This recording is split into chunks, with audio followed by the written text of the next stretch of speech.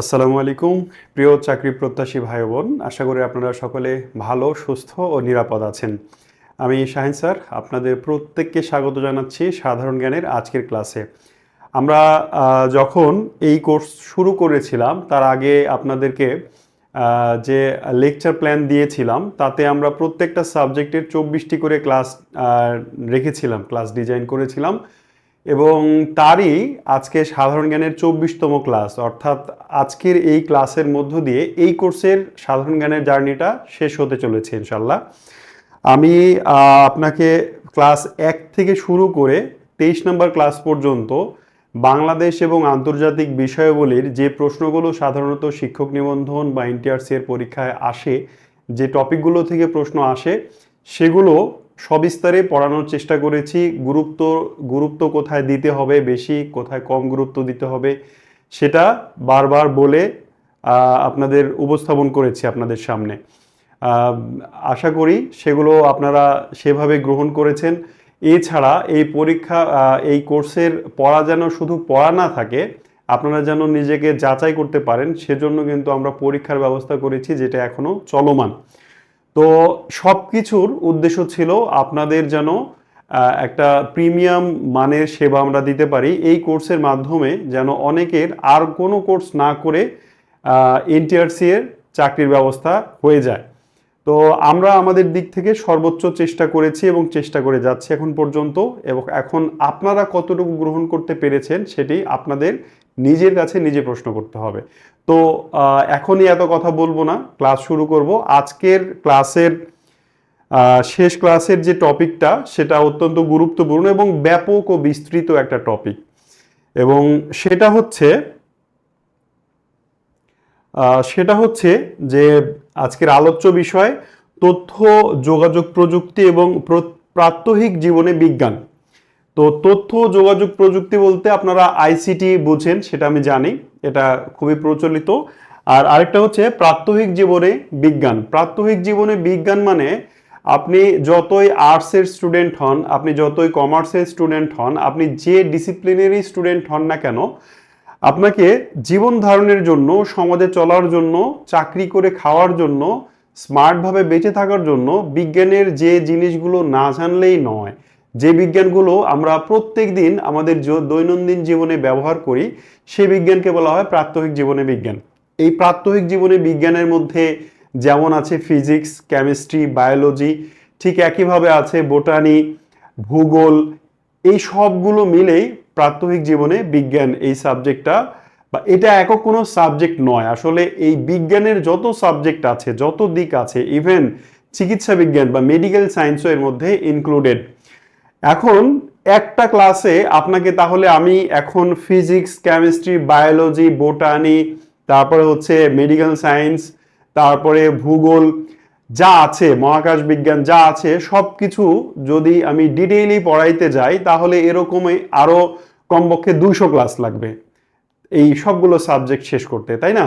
এখন ব্যাপারটা হচ্ছে এই এত বিষয়ের ব্যাপক ও বিস্তৃত আলোচনা আপনার জন্য দরকার নেই, এবং পরীক্ষাতেও এত প্রশ্ন আসবে না। আপনার যদি হাতের কাছে কোনো কোশ্চেন ব্যাংক থাকে তাহলে সেখানে দেখবেন যে বিজ্ঞান থেকে একটি বা দুটি বা সর্বোচ্চ 3টি প্রশ্ন থাকবে। এখন অনেকেরই মনে হতে পারে, স্যার এই একটি, দুটি, 3টি প্রশ্নের জন্য তাহলে কি এতগুলো সাবজেক্ট পড়ার দরকার আছে? হ্যাঁ, অবশ্যই আছে। কারণ চাকরির পরীক্ষায় এক নাম্বার অথবা 0.5 নাম্বারও অত্যন্ত গুরুত্বপূর্ণ। এই 0.5 নাম্বারের জন্য আপনার চাকরি হতে পারে, আবার 0.5 নাম্বারের জন্য আপনার চাকরি মিস হয়ে যেতে পারে। তো আমি আপনাকে এই এত মানে সবকিছু পড়াবো না, সবকিছু পড়তে বলবো না।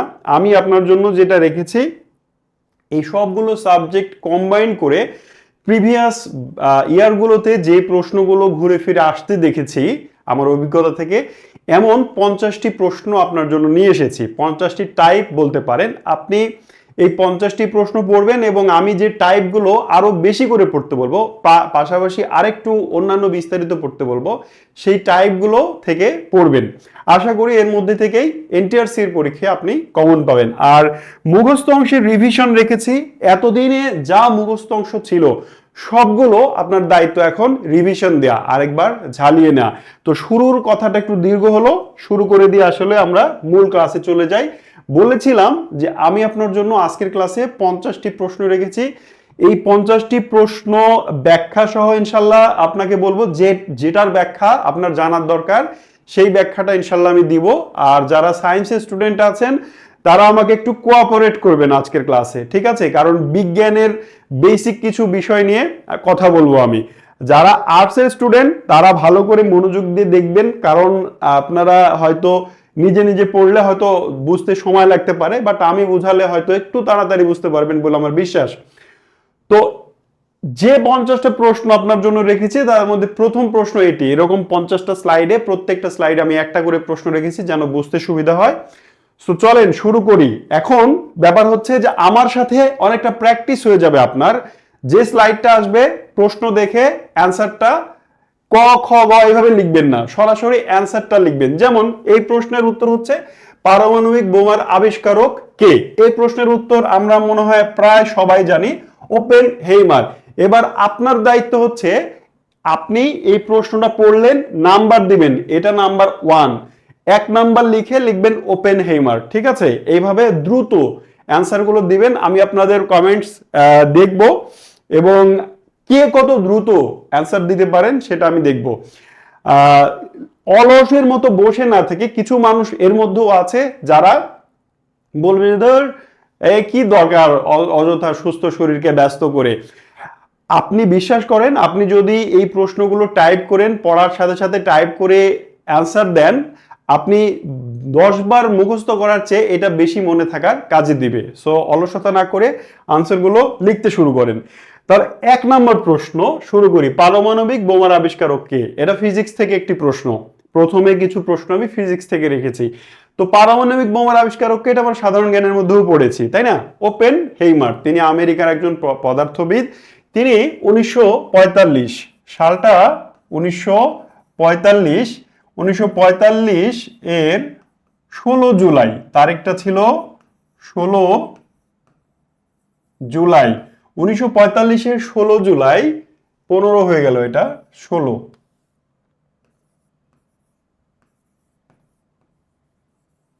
1945 সালের 16 জুলাই ওপেনহাইমার পৃথিবীতে প্রথম পারমাণবিক অস্ত্রের, পারমাণবিক বোমার সফল পরীক্ষা সম্পন্ন করেন। এবং আমরা জানি যে 1945 সালে দ্বিতীয় বিশ্বযুদ্ধে জাপানে হিরোশিমা এবং নাগাসাকিতে লিটল বয় এবং ফ্যাটম্যান নামক দুটি পারমাণবিক বোমা নিক্ষেপ করা হয়েছিল। তো এই প্রশ্নের এখান থেকে জানবেন কি, এর টাইপটা বলি, বিভিন্ন আবিষ্কারক, বিভিন্ন বিস্ফোরক বলেন, বিভিন্ন যন্ত্র বলেন, বিভিন্ন থিওরি বলেন, এর আবিষ্কারক সম্পর্কে আপনাকে জানতে হবে। আমি ওই টাইপ থেকে একটি প্রশ্ন রেখেছি, একটি বা দুটি প্রশ্ন রেখেছি। তাহলে আপনার কাজ হচ্ছে পারমাণবিক বোমার আবিষ্কারক কে, এর সাথে সাথে বিভিন্ন বিষয়ের আবিষ্কারক, আরো অনেক ধরনের চিকিৎসা আছে, বিভিন্ন ব্যাকটেরিয়া আছে, বিভিন্ন যন্ত্র আছে, এই যন্ত্র, বিভিন্ন চিকিৎসা, বিভিন্ন বিষয়বস্তুর আবিষ্কারক সম্পর্কে আপনি একটু পড়াশোনা করবেন। Next question, a brief history of time গ্রন্থের রচয়িতা কে? এটা বিজ্ঞান বিষয়ক একটি বই, মূলত মহাবিশ্বের জন্ম সংক্রান্ত বই। জি ল্যামেটর তিনি একটি থিওরি দিয়েছিলেন, সেটা হচ্ছে বিগ ব্যাং থিওরি। থিওরিটার নাম হচ্ছে বিগ ব্যাং বা মহাবিস্ফোরণ থিওরি। জি ল্যামেটর তিনি বললেন, তিনি বললেন যে মহাবিশ্ব এমনি এমনি সৃষ্টি হয়নি। হ্যাঁ, মহাবিশ্বে একটি ব্যাপক বিস্ফোরণ ঘটে যাকে বিগ ব্যাং বলা হচ্ছে। এই বিস্ফোরণের ফলে ওই যে বস্তুটার বিস্ফোরণ ঘটে তার কণাগুলো ছড়িয়ে পড়ে এবং বহু বছর হাজার হাজার লক্ষ লক্ষ কোটি কোটি বছর ধরে এটা জমতে জমতে একসময় মহাবিশ্বের সৃষ্টি হয়। এটাকে বলা হয়, সংক্ষেপে বললাম, বিগ ব্যাং থিওরি। তো এই বিগ ব্যাং থিওরি নিয়ে এসেছিলেন জি ল্যামেটর, বাট তিনি ওইভাবে অত ডিসক্রাইব করেননি। এইটারই বৈজ্ঞানিক ব্যাখ্যা দিয়েছেন স্টিফেন হকিং। স্টিফেন হকিং তার এই যে বই a brief history of time, এই বইটি প্রকাশিত হয়েছিল 1988 সালে। 1988 সালে প্রকাশিত বইয়ে স্টিফেন হকিং তিনি বিগ ব্যাং থিওরির ব্যাখ্যা দিয়েছিলেন। পৃথিবীর জন্মের ইতিহাস তিনি ব্যাখ্যা করেছেন এই ব্রিফ হিস্ট্রি অফ টাইম গ্রন্থের মাধ্যমে। এবার প্রশ্ন দেখেন, স্টিফেন হকিং থেকে আরো প্রশ্ন আসতে পারে। স্টিফেন হকিং কে ছিলেন? একজন পদার্থবিদ। স্টিফেন হকিং কত সালে মারা গেছেন, কখন জন্মগ্রহণ করেছেন, তার বাড়ি কোথায় ছিল, ইত্যাদি ইত্যাদি। তিনি কি রোগে আক্রান্ত ছিলেন, এই প্রশ্নগুলো আসতে পারে। সো বিজ্ঞান বিষয়ক কিছু বই আছে, এগুলো জেনে রাখবেন কে কোনটার রচয়িতা, এবং স্টিফেন হকিং সম্পর্কে কিছু তথ্য জেনে রাখবেন। 3 নম্বর প্রশ্ন, বাষ্পীয় ইঞ্জিনের আবিষ্কারক কে? এটাও কিন্তু আবিষ্কার থেকেই একটা প্রশ্ন আমি রেখেছি। বাষ্পীয় ইঞ্জিন বা স্টিম ইঞ্জিন, বাষ্পীয় ইঞ্জিন বা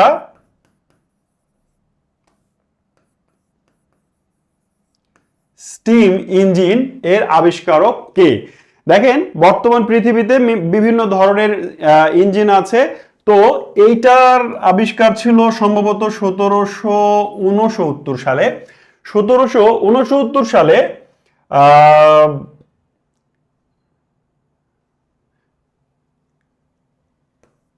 এইটা জেমস ওয়াট 1769 সালে একটি ইঞ্জিন আবিষ্কার করলেন, যার নাম হচ্ছে বাষ্পীয় ইঞ্জিন। ইঞ্জিনের ভিতরে পিস্টন নামক একটা বস্তু থাকে, আপনারা নিশ্চয়ই জানেন। ইঞ্জিনের ভিতরে পিস্টন চাপ দেয়, আবার এদিকে একবার চাপ দেয়, এদিকে একবার চাপ দেয়। তো এই চাপে এইখানে আসলে এই দিকে যে চাপটা হয় সেটা হচ্ছে এই ফাঁকা জায়গাতে একটি মানে গ্যাস অথবা বাষ্পের কারণে এখানে যখন প্রেসার তৈরি হয় তখন এটা এদিকে চাপ দেয়, এবং এটার আপস এন্ড ডাউন এবং মানে মুভমেন্টের কারণে ইঞ্জিনের মূল শক্তিটা তৈরি হয়। তো এইখানে যে মানে যে প্রেসারটা বাষ্প দ্বারা হয় সেটা হচ্ছে বাষ্পীয় ইঞ্জিন, এবং এটি আবিষ্কার করেন জেমস ওয়াট। এটা মনে রাখবেন। একই সাথে সাথে আরো বিভিন্ন ধরনের ইঞ্জিন, বিভিন্ন ধরনের বিষয়বস্তু আবিষ্কারক সম্পর্কে একটু ভালো আইডিয়া রাখতে হবে। 4 নম্বর প্রশ্ন, আপনারা 3 নম্বরে অনেকেই সঠিক উত্তর দিয়েছেন। 4 নম্বর প্রশ্নে যাব, টেলিফোন আবিষ্কার করেন কে? আবিষ্কার থেকে আরো একটি প্রশ্ন, টেলিফোন আবিষ্কার করেন কে? অনেকেই সঠিক উত্তর দিয়েছেন। সো যারা আছেন সবাই চেষ্টা করেন, ভুল হোক সমস্যা নাই, বাট চেষ্টা করেন। দেখেন, টেলিফোন আবিষ্কার করেন Alexander Graham Bell. Alexander Graham Bell তিনি 1876 সালে, সালটা ছিল 1876। 1876 সালে আলেকজান্ডার গ্রাহাম বেল অদ্ভুত চমৎকার একটা জিনিস আবিষ্কার করেন, যেটার এক প্রান্তে একজন মানুষ থাকবে, তার হাতে কানে একটি ডিভাইস থাকবে। এইখান থেকে ওয়্যারের মাধ্যমে আরেক প্রান্তের আরেকজন মানুষ যে আছে সে শুনতে পাবে। ঠিক আছে, এটা হচ্ছে টেলিফোন। বর্তমানে আমাদের হাতে, সবার হাতে স্মার্টফোন, ইন্টারনেট কল ইউজ করি আমরা, অনেক ধরনের প্রযুক্তি। কিন্তু একটা সময় কল্পনাও করা যেত না যে অনেক দূর থেকে একটা মানুষ কথা বলবে আর আমরা কানে কোনো বস্তু ধরে সেটা শুনতে পাবো। সেটাই আবিষ্কার করেছিলেন 1876 সালে আলেকজান্ডার গ্রাহাম বেল। মার্কনি তিনি কিন্তু একটা দারুণ জিনিস আবিষ্কার করেন। মার্কনি কিন্তু রেডিও আবিষ্কার করেছিলেন মার্কনি। ঠিক আছে, মনে আছে আপনাদের? জানেন মার্কনি রেডিও আবিষ্কার করেছিলেন। তো এভাবে কে কি আবিষ্কার করলেন এই জিনিসগুলো একটু জেনে রাখতে হবে। পরের প্রশ্নে যাই আমরা, আন্তর্জাতিক পদ্ধতিতে ভরের একক কি? প্রশ্ন নাম্বার 5, আন্তর্জাতিক পদ্ধতিতে ভরের একক কি? আন্তর্জাতিক পদ্ধতি মানে এসআই। এসআই এর পূর্ণরূপ হচ্ছে দা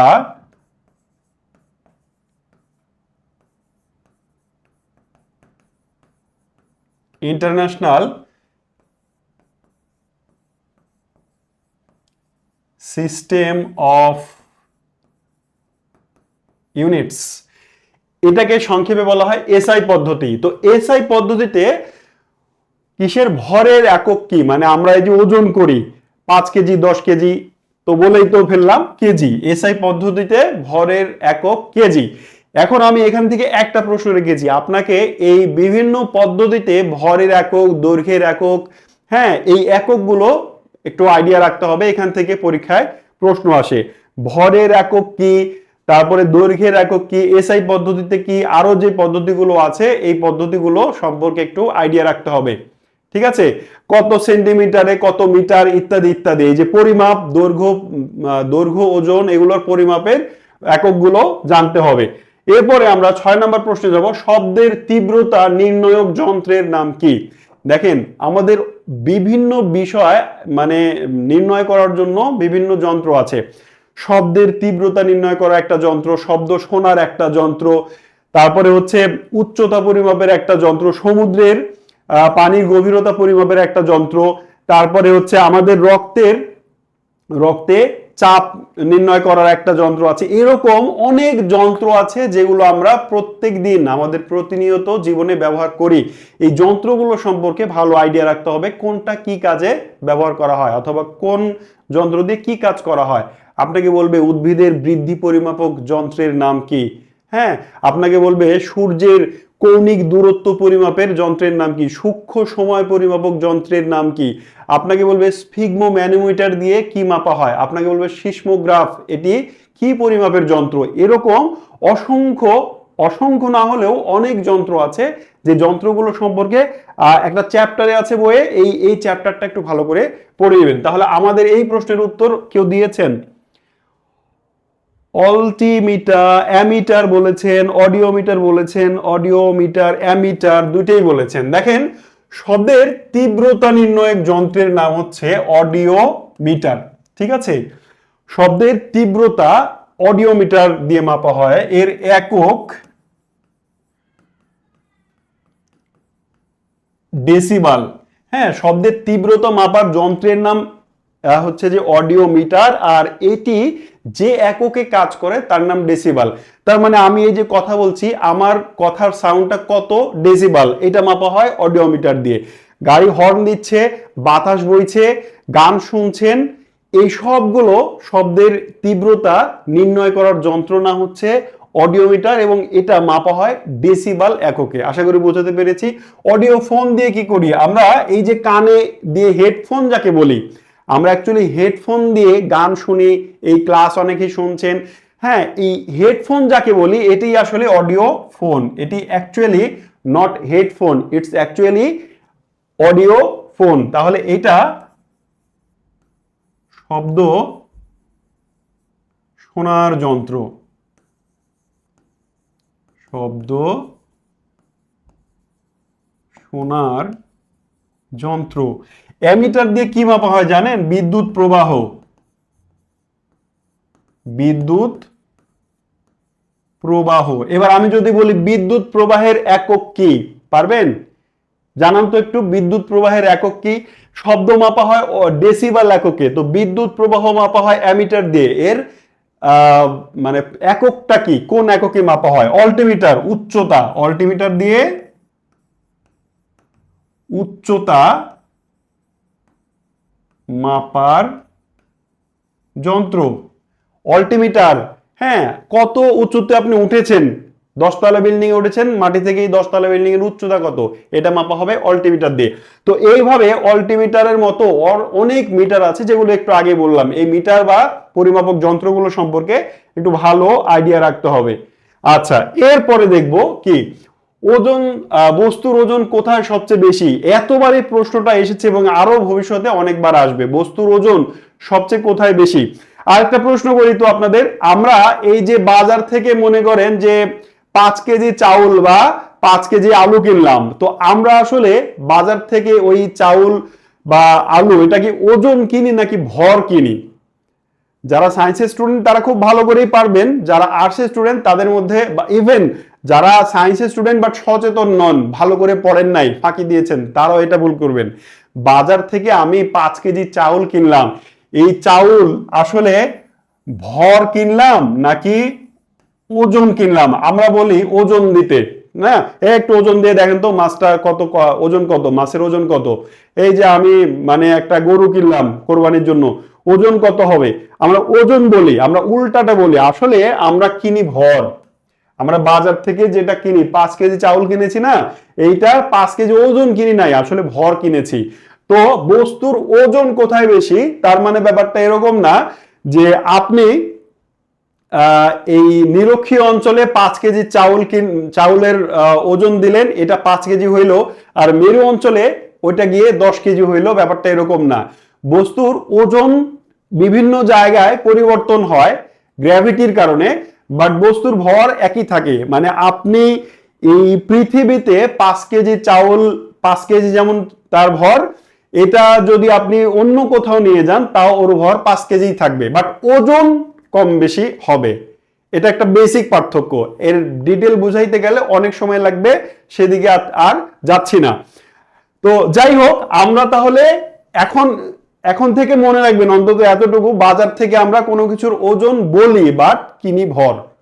ওজন চেঞ্জেবল, বাট ভর চেঞ্জ হয় না, ঠিক আছে? এবার দেখি বস্তুর এই ওজন, ওজন আশা করি বুঝাইতে পারছি যে ওজন, আচ্ছা ওজনটা কি একটু বলি। ওজন হচ্ছে পৃথিবী তার নিজের দিকে অন্য বস্তুকে, পৃথিবীর বাইরের বা পৃথিবীর উপরের অন্য কোনো বস্তুকে যে শক্তি দ্বারা নিজের দিকে টানে, ওইটার নাম হচ্ছে ওজন। বুঝাইতে পারছি? এটা পৃথিবী, এটা হচ্ছে পৃথিবী। পৃথিবী একেবারে গোল না, পৃথিবী একটু চ্যাপ্টা। হ্যাঁ, আমি একটু চ্যাপ্টা করে পৃথিবী আঁকানোর চেষ্টা করি। পৃথিবী একটু একটু চ্যাপ্টা, হ্যাঁ একটু চ্যাপ্টা, এটা মনে করেন পৃথিবী। এখন এই পৃথিবীর বাইরে আমি আছি, আপনি আছেন, গাছপালা আছে, হ্যাঁ, এই সব কিছুকে পৃথিবী যে এককে, যে বলে টানছে, ওইটা হচ্ছে বস্তুর ওজন। এই বস্তুর ওজন পৃথিবীর সর্বত্রই সমান নয়। এটা মনে করেন পৃথিবী, এটা পৃথিবীর কেন্দ্র। পৃথিবীর কেন্দ্র থেকে এইখানে, এইটা হচ্ছে মেরু, এই জায়গাটার নাম হচ্ছে মেরু, উত্তর মেরু, আর এইটা হচ্ছে দক্ষিণ মেরু। আর এইটা হচ্ছে নিরক্ষীয় অঞ্চল। এইটা হচ্ছে, এখানে মনে করেন দূরত্ব ধরেন যে যদি 10 হয়, এখানে হবে কমপক্ষে 12, ধরে নিলাম। এখন ওজন কি বললাম? পৃথিবী তার বাইরের বস্তুকে যে শক্তি দ্বারা নিজের কেন্দ্রের দিকে টানে, তাকে বলা হয়, ওই ব্যাপারটার নাম হচ্ছে ওজন। এটাকে আমরা মহাকর্ষ বলে থাকি অন্য ভাষায়। তো এই মহাকর্ষ ব্যাপারটার যে একক, মানে পৃথিবী তার বাইরের বস্তুকে, পৃথিবী তার বাইরের বা শরীরের উপরের কোনো বস্তুকে যে এককে টানে, তার নাম মহাকর্ষজ ত্বরণ। হ্যাঁ, তার নাম হচ্ছে মহাকর্ষজ ত্বরণ। এই মহাকর্ষজ ত্বরণকে প্রকাশ করা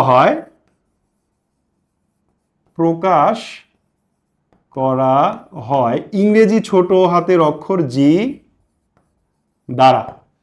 এবার এই জি এর মান যেখানে বেশি, বস্তুর ওজন সেখানে বেশি। জি এর মান যেখানে কম, বস্তুর ওজন সেখানে কম। নিশ্চয়ই একটু ডিফিকাল্ট হচ্ছে। স্বাভাবিকভাবে বোঝেন, পৃথিবীর বাইরে থেকে একটা জিনিস, একটা বস্তু 10 কিলোমিটার উপরে থেকে আপনি একটা মানুষকে ফেলে দিয়েছেন। 10 কিলোমিটার উপরের যে গতি নিচে আসার, সেই গতি এই মানুষটা বা এই বস্তুটা পৃথিবীর কাছে যত আসবে, এই গতিটা তত বেড়ে যাবে। এবার প্রতি সেকেন্ডে এই গতি বাড়ার যে হার, তাকে বলা হচ্ছে অভিকর্ষজ ত্বরণ। এই বস্তুটা পৃথিবীর যত কাছে আসবে, এই আকর্ষণটা, এই গতিটা তত বাড়বে, ঠিক আছে? এটার নাম কি? অভিকর্ষজ ত্বরণ। অভিকর্ষজ ত্বরণকে প্রকাশ করা হয় জি দ্বারা। এই অভিকর্ষজ ত্বরণ যেখানে বেশি, অভিকর্ষজ ত্বরণের মান যেখানে বেশি, বস্তুর ওজনও সেখানে বেশি, কারণ ওইখানে তো বেশি শক্তি দিয়ে টানছে, ওজন বেশি হবে না? আর যেখানে অভিকর্ষ ত্বরণের মান কম, সেখানে বস্তুর ওজন কম। তাহলে অভিকর্ষজ ত্বরণের মান বেশি হচ্ছে মেরু অঞ্চলে। হ্যাঁ, এই যে মেরু অঞ্চলে অভিকর্ষজ ত্বরণের মান বেশি, এই জন্য মেরু অঞ্চলে বস্তুর ওজন বেশি। আর নিরক্ষীয় অঞ্চলে দেখেন, এখানকার দূরত্ব হচ্ছে এখানকার দূরত্ব বেশি। নিরক্ষীয় অঞ্চলে জি এর মান কম, তাই নিরক্ষীয় অঞ্চলে বস্তুর ওজন কম। আর পৃথিবীর কেন্দ্রে, এই যে সেন্টার অফ দ্য পৃথিবী, এই পৃথিবীর কেন্দ্রে জি এর মান 0। এই জন্য পৃথিবীর কেন্দ্রে যে কোনো বস্তু বা কোনো বস্তুর ওজন শূন্য। কঠিন হলো মনে হয়, যাই হোক আমি চেষ্টা করেছি সহজ করে বোঝানোর জন্য। এইবার একটু আসলে এখানে একটু সময় নেই। পৃথিবীর কেন্দ্রে কোনো বস্তুর ওজন কেন শূন্য হবে, জি এর মান কেন শূন্য হবে সেটা একটু বলি। আমি যখন মাটির উপরে দাঁড়িয়ে আছি তখন পৃথিবী আমাকে আকর্ষণ করছে এবং আমার ভরটা, আমার ওজনটা পৃথিবীর পৃষ্ঠের উপরে আছে। কারণ পৃথিবী আমাকে তখন একদিক থেকেই, আমি যখন এই পৃথিবীর জাস্ট লাগোয়া আছি তখন পৃথিবী আমাকে এইখানেই আকর্ষণ করছে এবং টানছে। এবার আমি যদি মাটি খুঁড়ে পৃথিবীর এই মাঝখানে চলে আসি, কেন্দ্রে চলে আসি, তাহলে পৃথিবীর চতুর্দিক থেকে আমাকে এই আকর্ষণটা কাজ করবে। যখন চতুর্দিক থেকে আকর্ষণ কাজ করবে তখন আমার ওজন আলটিমেটলি জিরো হয়ে যাবে। এইভাবেই ওই পৃথিবীর কেন্দ্রে আসলে জি এর মান শূন্য হয়ে যায়। যাই হোক, অনেক কথা বললাম, আমার শুধু এইটা বোঝালেই চলবে না, আরো অনেক কিছু বোঝাইতে হবে আপনাকে। সো আশা করি বোঝাতে পেরেছি। বস্তুর ওজন সবচেয়ে কম হচ্ছে মেরু অঞ্চলে, আর যদি বলে সবচেয়ে বেশি হচ্ছে এই নিরক্ষীয় অঞ্চলে বা বিষুবীয় অঞ্চলে। ঠিক আছে, পরের প্রশ্নে যাই আমরা। কাজের একক কি? একক সম্পর্কে আপনাকে ভালো ধারণা রাখতে হবে। কাজের একক হচ্ছে জুল। ওহম হচ্ছে রোধের একক। ওহম কি? রোধের একক। ওয়াট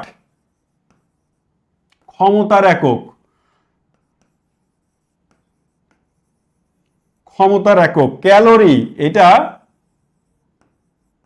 শক্তির একক।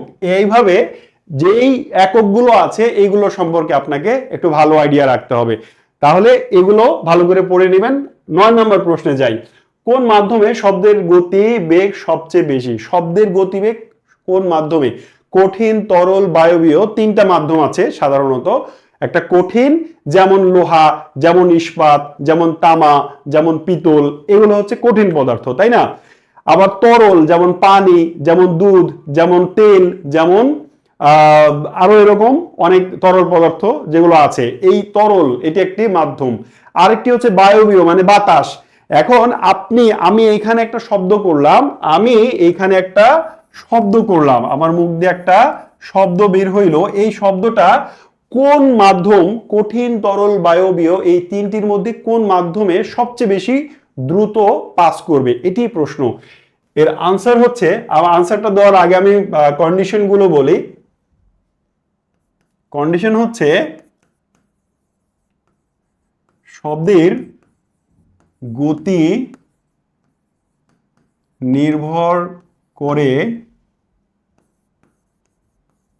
পদার্থের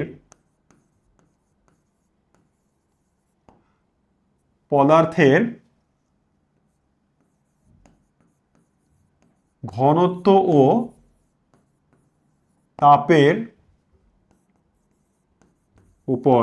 ঠিক আছে, যে পদার্থের ঘনত্ব তাপ বেশি শব্দ সেখানে দ্রুত প্রবাহিত হয়, আর যে পদার্থের ঘনত্ব ও তাপ কম তার সেই মাধ্যমে শব্দ আস্তে প্রবাহিত হয়। এবার দেখেন শব্দ প্রবাহের মাত্রা, শব্দের গতি বেশি, বা গতির বেশি না বলে আমি যদি বলি ধারা বা ক্রম, তাহলে 1 নাম্বার হচ্ছে কঠিন পদার্থ, 2 নাম্বার হচ্ছে তরল পদার্থ, আর 3 নাম্বার হচ্ছে বায়বীয় পদার্থ। তার মানে কঠিন পদার্থ দিয়ে শব্দ দ্রুত যায়, তরল পদার্থ দিয়ে কঠিন পদার্থের চেয়ে একটু স্লো যায়, আর বায়বীয় পদার্থ দিয়ে সবচেয়ে কম গতিতে শব্দ যায়। কারণটা কি? কারণ হচ্ছে কঠিন পদার্থের কণাগুলো একে অপরের সঙ্গে অত্যন্ত কাছাকাছি, মানে কঠিন পদার্থের কণাগুলোর ঘনত্ব বেশি। যেমন লোহার ঘনত্ব আর পানির ঘনত্ব কি এক হবে? না, লোহার ঘনত্ব বেশি হবে। সো লোহা দিয়ে দ্রুত শব্দ যাবে। তো এবারে এখানে আসি, বাতাস শূন্য মাধ্যম, পানি, লোহা শূন্য মাধ্যমে, বায়ুর কি বলে শব্দের গতি শূন্য, আর এর মধ্যে 1 নম্বরে আছে কঠিন পদার্থ লোহা। তাই এই অপশনগুলোর মধ্যে লোহার শব্দের গতি সবচেয়ে বেশি। লোহায় শব্দের গতি 5120, 5120 মিটার পার সেকেন্ড।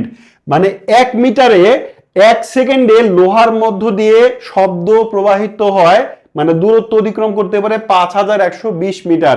এটি তরল মাধ্যম, ধরেন যে তেল, তরল মাধ্যমেরও ঘনত্ব কম বেশি আছে। পানির ঘনত্ব আর তেলের ঘনত্ব কিন্তু এক নয়। মানে ঘনত্ব, এই যে ঘনত্ব যখন বেশি হবে এবং তাপ যখন বেশি হবে তখন ওটাতে দ্রুত যাবে। তো গরম পানির চেয়ে ঠান্ডা পানির মধ্যে দিয়ে শব্দ কম গতিতে যাবে, আবার গরম তেলের পরিবর্তে ঠান্ডা তেলের মধ্যে দিয়ে শব্দ কম গতিতে যাবে। আশা করি বুঝতে পেরেছি কন্ডিশনগুলো। তো পানির মাধ্যমে শব্দ, মানে তরল, ধরেন যে তেল পানি যা আছে, এর শব্দ পাসিং এর গতি হচ্ছে মোটামুটি 1400 থেকে শুরু করে 2500-2600 মিটার পার সেকেন্ড যায়। আবার বাতাসের মধ্য দিয়ে শব্দের গতি কত জানেন? 343 মিটার, 343 মিটার পার সেকেন্ড, মানে 343 মিটার 1 সেকেন্ডে যায় বাতাসের মধ্য দিয়ে। তার মানে পানিটা আমি বলি, ধরেন যে 1400, ধরে নিলাম 1400 মিটার পার সেকেন্ড পানির মধ্যে দিয়ে যায়। তাহলে আমি আপনাকে এতক্ষণ ধরে এত কথা বলে এটাই বোঝানোর চেষ্টা করছি, অপশনে যাই থাকুক না কেন আপনি এই কন্ডিশনগুলো খেয়াল করবেন। শব্দ প্রবাহিত হওয়ার জন্য বস্তুর ঘনত্ব এবং তাপ, এই দুটা কন্ডিশনের উপর নির্ভর করে। যার ঘনত্ব বেশি তার মাধ্যমে দিয়ে যেমন শব্দ দ্রুত যায়, যার তাপ বেশি তার মধ্যে দিয়েও শব্দ দ্রুত যায়। আশা করি বোঝাতে পেরেছি, কন্ডিশনগুলো মনে রাখবেন, তাহলে অপশন যাই থাকুক অ্যান্সার করতে পারবেন। বাতাসের উষ্ণতা বাড়লে শব্দের গতি কি হয়? একটু আগেই কথা বলেছি, বাতাস শব্দ প্রবাহের একটি মাধ্যম। এবার এখানে যদি উষ্ণতা বেড়ে যায়, বাতাস যদি গরম হয়, তাহলে ঠান্ডা বাতাসের চেয়ে গরম বাতাস দিয়ে শব্দ আরো দ্রুত পাস করতে পারে। এখানে তাই সময় আর দিচ্ছি না। পরেরটা, কোথায় সাঁতার কাটা সহজ? এই প্রশ্নটা বহু আসে এবং আমরা প্রচুর ভুল করি।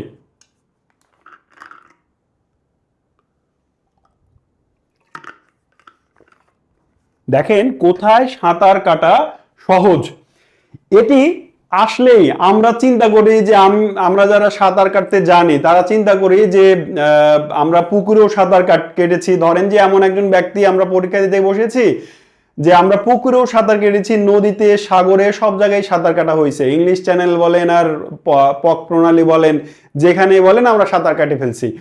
তো এইবার আমার মনে হইতে পারে যে না, তো সমুদ্রে সাঁতার কাটা বেশ কঠিন ছিল, হ্যাঁ, একটু মানে গভীরে যাইতে ডুবে যাব মনে হচ্ছিল। তো পুকুরে, আমার বাড়ির নিচে যে পুকুর আছে, এই পুকুরেই সাঁতার কাটা সবচেয়ে সহজ। তো এই আনসার যদি দেন পুকুরে, তাহলে আসলে ভুল হবে। আপনাকে মানে প্র্যাকটিক্যালি সাঁতার কাটতে পুকুরে আপনাকে সহজ লাগলেও আসলে থিওরি বলছে, বিজ্ঞান বলছে, সায়েন্স বলছে, ফিজিক্স বলছে যে সাগরে সাঁতার কাটা সহজ। কেন? সাগরে তো কঠিন। সাগরে সাঁতার কাটা সহজ এর কারণ হচ্ছে পানির ঘনত্ব বেশি। এইখানে যত পানি আছে, পুকুর, বিল, নদী, এই সবগুলোর চেয়ে সাগরের পানির ঘনত্ব বেশি। কেন ঘনত্ব বেশি? কারণ সাগরের পানি লবণাক্ত। লবণাক্ততার পরিমাণ যদি বেশি হয় তাহলে পানি ঘনত্ব বেশি হয়। আর ঘনত্ব যেখানে বেশি হয়, আপনি একটু চিন্তা করেন তো, যে আপনার কাছে তেল আছে, মনে করেন যে সয়াবিন তেল আছে, সরিষার তেল আছে, আর পানি আছে। তিনটা জিনিস নিয়ে আপনি একটু পরীক্ষা করবেন। আপনার বাড়িতে একটা ল্যাব বানিয়ে ফেললেন। সয়াবিন তেলও আছে একটা পাত্রে, আপনার সয়াবিন তেল আছে আরেকটা পাত্রে, আপনার সরিষার তেল আছে আরেকটা পাত্রে, পানি আছে। এইগুলো পাত্র হইলো, যাই হোক। তো সয়াবিন তেলের ঘনত্ব সবচেয়ে বেশি এই তিনটার মধ্যে, তার চেয়ে একটু পাতলা হচ্ছে কি বলে, সরিষার তেলের ঘনত্ব সবচেয়ে বেশি, তার চেয়ে একটু পাতলা সয়াবিন তেল, আর তার চেয়েও পাতলা পানি। তো যেটা পাতলা, ওইখানে একটা বস্তু টুপ করে ডুবে যাবে, কিন্তু তার চেয়ে একটু ডুবতে বেশি সময় নেবে সয়াবিন তেলে, তার চেয়েও ডুবতে বেশি সময় নেবে ওই যেটা ঘন তেল, সরিষার তেল, ওতে। তার কারণ পানির ঘনত্ব যখন বেশি হয় তখন ওইখানে ডোবার সম্ভাবনা কম থাকে। তো যেখানে ডোবার সম্ভাবনা কম, সেখানেই তো সাঁতার কাটা সহজ। এই হচ্ছে বিজ্ঞান এখানকার, ঠিক আছে? এখন আপনার ফিলিংস যেটাই হোক। আচ্ছা, পরেরটাতে যাই, 12 নম্বর প্রশ্ন, বরফ পানিতে ভাসে কারণ বরফের তুলনায় পানির ঘনত্ব কম, ঘনত্ব বেশি, তাপমাত্রা বেশি, নাকি দ্রবণীয় বেশি? একটু আগে এই ব্যাখ্যাটাই দিচ্ছিলাম। বরফ পানিতে ভাসে কারণ বরফের তুলনায় পানির ঘনত্ব বেশি। বরফের ঘনত্ব, যদিও আপনার মনে হইতে পারে কেমনে, বরফ তো জমাট বাঁধা একটা পদার্থ, তো বরফের চেয়ে পানির ঘনত্ব কি বলে যে পানির ঘনত্ব বেশি কেমনে হইল? হ্যাঁ, পানির ঘনত্ব বেশি। পানি ঘনত্ব বেশি, পানি যখন 4 ডিগ্রি সেলসিয়াস হয়, পানির তাপমাত্রা যখন 4 ডিগ্রি হয় তখন তার ঘনত্ব সবচেয়ে বেশি থাকে। এর চেয়ে বেশি যখন মাইনাস হয় বা 0 ডিগ্রি হয় তখন সেটা বরফ হয়ে যায়, এবং বরফ হইলে পানির আবার এর ঘনত্ব কিন্তু কমে। এটা সায়েন্স বলছে, আমি বলছি না। তো এই পানির ঘনত্ব বেশি জন্য বরফ পানির মধ্যে ডুবে না। ঠিক আছে? আচ্ছা, পরেরটা হচ্ছে প্রেসার কুকারে রান্না তাড়াতাড়ি হয় কারণটা কি? অনেকবার এই প্রশ্নটা এসছে, প্রেসার কুকারে রান্না তাড়াতাড়ি হয় কেন? অনেকেই আমরা প্রেসার কুকারে ভাত রান্না করেছি, ভাত রান্না করা দেখেছি, ভাত রান্না করে আমাদের বাড়িতে। তো প্রেসার কুকারে খুব দ্রুত হয়। হ্যাঁ, যারা রান্না করেছেন তারা জানেন যে আপনি যদি একটি খোলা পাত্রে ভাত রান্না করেন, এটা কি পাত্র হইল? মনে করেন এটা একটা পাত্র। এই খোলা পাত্রে ভাত রান্না করার চেয়ে আপনি যদি একটা প্রেসার কুকারে ভাত রান্না করেন তাহলে এটা দ্রুত হয়। কারণ হচ্ছে রান্নার জন্য তাপমাত্রা মানে সবগুলো পড়ার দরকার নাই, এটি সঠিক উত্তর হচ্ছে উচ্চ চাপে তরলের স্ফুটনাঙ্ক বৃদ্ধি পায়। এটা আবার কি? দেখেন, দুটা কথা লিখি। এক, খোলা পাত্রে পানির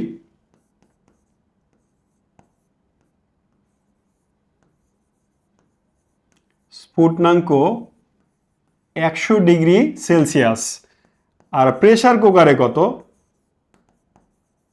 প্রেসার কুকারে 120 ডিগ্রি থেকে 140 ডিগ্রি সেলসিয়াস। স্ফুটনাঙ্ক, এই এই এই শব্দটার অর্থ বোঝেন? এই শব্দটা মানে যে তাপমাত্রায় পানি ফুটতে শুরু করে, যে তাপমাত্রায় পানি ফুটতে শুরু করে ওইটার নাম হচ্ছে স্ফুটনাঙ্ক। তো খোলা পাত্রে পানির এই স্ফুটনাঙ্ক কত? 100 ডিগ্রি। তার মানে আপনি যদি একটি খোলা পাত্র, খোলা হাঁড়িতে পানিকে তাপ দিতে থাকেন, যখন ওইটার তাপমাত্রা 100 ডিগ্রি সেলসিয়াস হয় তখন সেটা ফুটতে শুরু করে। এই খোলা পাত্রে পানির তাপমাত্রা 100 ডিগ্রি সেলসিয়াসের উপরে আর উঠে না। তখন যখন আপনি তাপটা অব্যাহত রাখেন, খোলা পাত্রে 100 ডিগ্রি হয়েছে, পানি ফুটতে শুরু করেছে, তাপ আপনি অব্যাহত রেখেছেন, তখন এটা বাষ্পীভবন হয়ে বাষ্প হয়ে উড়ে যাইতে শুরু করে। কিন্তু প্রেসার কুকারে ওই জিনিসটা ঘটে না। প্রেসার কুকারে পানি ফুটতেই শুরু করে 120 থেকে 140 ডিগ্রি তাপ হইলে তখন, এই জন্যে প্রচন্ড তাপ সেখানে উৎপন্ন হয়, ভিতরে চাপ উৎপন্ন হয় এবং দ্রুত রান্না হয়। আশা করি বুঝাতে পেরেছি। পরেরটা হচ্ছে ঘর্মাক্ত দেহে পাখার বাতাস আরাম দেয় কেন? আমরা ঘেমে যাই, ঘেমে যাওয়ার পরে ফ্যান যখন আমরা চালু করি, ফ্যান ঘুরতে শুরু করে, তখন আমরা আরাম অনুভব করি। এর কারণটা কি? এর কারণ হচ্ছে শরীরে বাষ্পীভবনের হার বাড়িয়ে দেয়। ফ্যান যখন ঘুরতে শুরু করে তখন এর বাতাসটা আমাদের শরীরে বাষ্পীভবনের হার বাড়িয়ে দেয়। বাষ্পীভবন কি? ওই যে পানি যখন ফোটার পরে তরল থেকে বাষ্প আকার ধারণ করে, ওইটাকে বলা হয় বাষ্পীভবন। পরের প্রশ্নে যাই আমরা। 15, কোন রঙের কাপে চা দ্রুত ঠান্ডা হয়? অনেকবার এসছে এই প্রশ্নটা। কোন রঙের কাপে চা খুব দ্রুত ঠান্ডা হয়ে যায়? কালো রঙের কাপে সাদা রং বা অন্য রঙের কাপের চেয়ে চা দ্রুত ঠান্ডা হয়। কারণ হচ্ছে কালো রঙের তাপ শোষণ ক্ষমতা বেশি। এর কি? তাপ শোষণ ক্ষমতা বেশি। খুব দ্রুত কালো রং তাপ শুষে নেয়, সো ঠান্ডা হয়ে যায়। খুবই সিম্পল। পরেরটা হচ্ছে সরলরেখার ছোট তরঙ্গ দৈর্ঘ্যে বিকিরণ কোনটি? এই যে এখানে কয়েকটা রশ্মির নাম আছে, আলফা, বিটা, গামা, রঞ্জন। এই রশ্মিগুলোর মধ্যে সবচেয়ে ছোট তরঙ্গ দৈর্ঘ্য কোনটির সেটি প্রশ্ন। দেখি উত্তর দেন তো সবাই।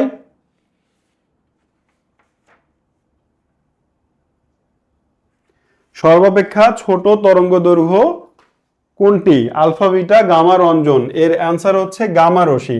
এর তরঙ্গ দৈর্ঘ্য হচ্ছে 10⁻11, 10⁻11 এর কম। এর কোনো তরঙ্গ দৈর্ঘ্য, এর নির্দিষ্ট কোনো তরঙ্গ দৈর্ঘ্য নেই আসলে বিটা রশ্মির। আর রঞ্জন রশ্মির হচ্ছে 10⁻11। দেখেন এটা হচ্ছে 10⁻11 আর এটা হচ্ছে 10⁻11 এর কম। এই জন্য গামা রশ্মির কি বলে যে তরঙ্গ দৈর্ঘ্য সবচেয়ে কম। বহুবার পরীক্ষায় এসছে এই প্রশ্নটি।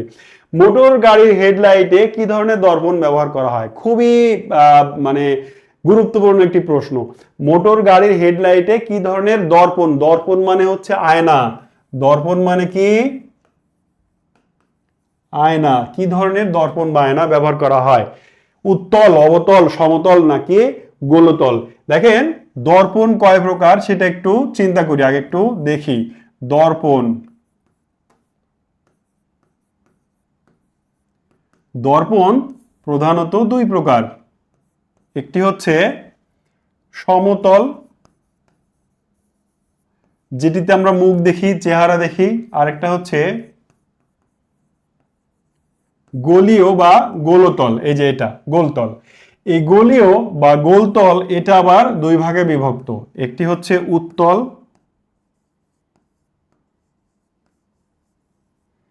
একটি হচ্ছে উত্তল, আরেকটি হচ্ছে অবতল। এবার কোনটা কি কাজে ইউজ করা যায় সেটা বলি। উত্তল আর অবতল এইটা একটু ভালো করে দেখেন। আয়না মনে করেন এটা, এটা হচ্ছে আপনার আয়না। গাড়ির হেডলাইটে, টেলিভিশনের স্ক্রিন, তারপরে হচ্ছে যে লুকিং গ্লাস, এই আয়নাগুলো দেখতে এই দিক থেকে। আপনি যদি এই দিক থেকে দেখেন উল্টা হইলো, আমি একটু এই পাশে বাঁকাটা দিই তাহলে ভালো হবে। এই দিক থেকে যদি দেখেন গ্লাস, আয়না যেদিকে উঁচু, উঁচু দিকটা হচ্ছে উত্তল, আর যেই দিকে আয়নার নিচু এটা হচ্ছে অবতল। ঠিক আছে? তো উত্তল লেন্স কোথায় কোথায় ব্যবহার করা হয়?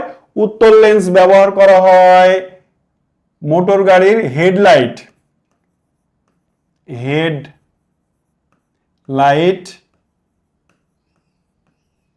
Looking glass. আপনাকে জিজ্ঞেস করবে যে মোটর গাড়ির হেডলাইটে, এটা তো এইটাই আছে যে মোটর গাড়ির হেডলাইটে কি ব্যবহার করা হয়, এছাড়া লুকিং গ্লাসে কি ব্যবহার করা হয়। আর দন্ত বিশেষজ্ঞ, আপনি যখন আপনার ডেন্টিস্টের কাছে যান, দাঁতের মধ্যে একটা ছোট্ট আয়না ঢুকায় দিয়ে দেখে, ওইটা হচ্ছে অবতল লেন্স। ঠিক আছে? আপনাকে জিজ্ঞেস করবে দন্ত বিশেষজ্ঞ ডেন্টিস্ট কোন ধরনের আয়না ব্যবহার করে, তখন অ্যান্সার দিবেন অবতল। আশা করি উত্তল, অবতল, সমতল এটা বোঝাতে সক্ষম হয়েছি। সমতল একেবারে ফ্ল্যাট, যেটা আমরা আয়না হিসেবে ইউজ করি। আর উত্তল যেদিকে আয়নার উঁচু, উঁচু দিকটা একটু রাউন্ড শেপের আয়না, উঁচু দিকটা উত্তল, এটা গাড়ির হেডলাইট এবং লুকিং গ্লাসে ব্যবহার করা হয়। আর হচ্ছে নিচুর দিকটা, যেদিক যে পিছন দিক থেকে যদি আপনি দেখেন, এই নিচু দিকটা হচ্ছে অবতল। এটা সাধারণত ওই যে ডিশ অ্যান্টিনা, তারপরে হচ্ছে দাঁতের ডাক্তার তারা ব্যবহার করে থাকে। পরের প্রশ্নে যাই আমরা, কোন রং বেশি দূর থেকে দেখা যায়? আপনি অনেক দূর থেকে কোন রঙের লাইট দেখতে পান? হ্যাঁ, অনেক দূর থেকে দেখতে পান লাল রঙের আলো। লাল রঙের মতো আর কোনো আলোই এত দূর থেকে দেখা যায় না। এই জন্য বিভিন্ন টাওয়ারে, বিভিন্ন উঁচু বিল্ডিং এ লাল আলো দেওয়া হয় যেন অনেক দূর থেকে সেটা দেখা যায়, দৃশ্যমান হয়। তাহলে লাল আলো সবচেয়ে বেশি দূর থেকে দেখা যায়। 19 নম্বর প্রশ্ন, রংধনু সৃষ্টির বেলায় পানির কণাগুলো কি কাজ করে? লেন্সের কাজ করে, অতসী কাজের কাজ করে, দর্পণের কাজ করে, নাকি প্রিজমের কাজ করে? রংধনু দেখেন নাই এমন কেউ তো মনে হয় নাই, তাই না?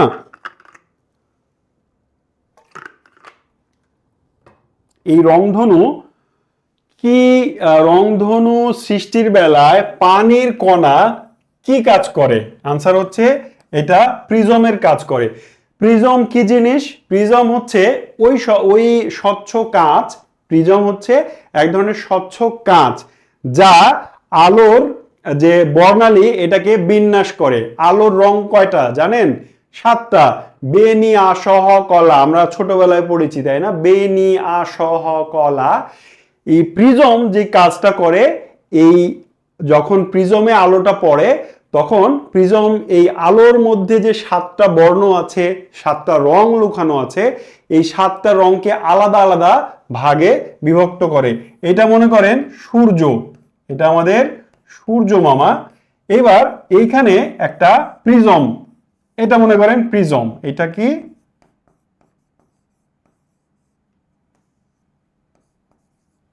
প্রিজম। এখানে যখন সূর্যের আলো পড়লো তখন এই প্রিজমের মাধ্যমে এই আলোটা কিছুটা বেঁকে যাবে এবং এই আলোর যে 7টা রং ছিল সেই 7টা রংকে আলাদা আলাদাভাবে ফুটিয়ে তুলবে। এই জন্য তা এখন কথা হচ্ছে, স্যার আপনি তো বলছেন যে এটা কাঁচ, আসলে পানির কণা এই প্রিজমের কাজই করে।